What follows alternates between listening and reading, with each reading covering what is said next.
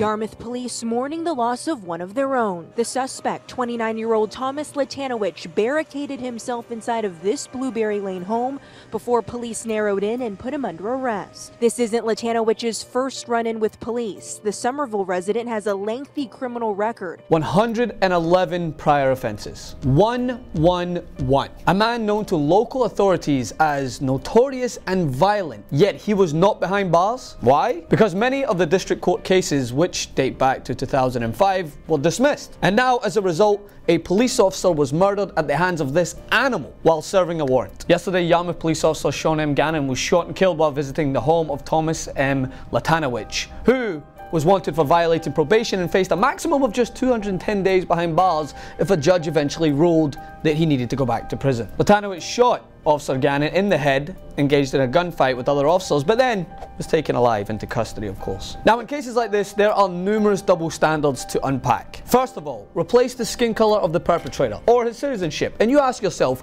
would this story be buried in the news cycle? Or would conservatives be screaming from the rooftops calling for the head of the assailant using to push for a political agenda for a wall or a Muslim ban? But no, I haven't heard a peep. What happened to Blue Lives Matter? Because this cop's life did matter, but as a result of a lax justice system that offers countless opportunities to white Americans, this thug was allowed to walk the streets and eventually ended a life. Meanwhile, you look at the case of Crystal Mason, a black woman on probation for a previous fraud conviction for which she served 3 years in jail, was sentenced to 5 years in jail for voting in the 2016 election, not knowing that her voting rights had not been restored. 5 years in prison for voting. Meanwhile, you look at the case of Bernard Noble, a black man in Louisiana who served 7 years behind bars for 2 joints. And yet Latanowicz, a man with an extensive adult criminal history that generated 28 cases against him in Barnstable District Court alone, that also includes a 4-year state prison term and has more than 111 entries on his criminal history, including a stabbing in 2017, but still has been given countless opportunities. And look how he repays the justice system that has been oh so kind to him simply because his white skin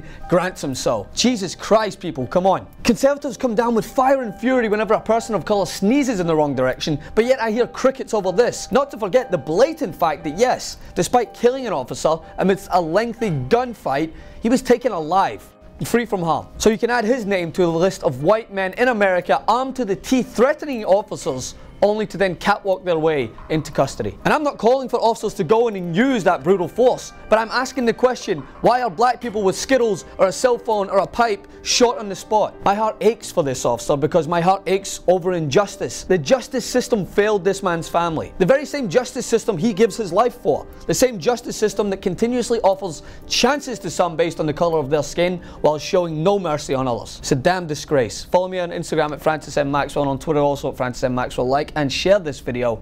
Continue to resist.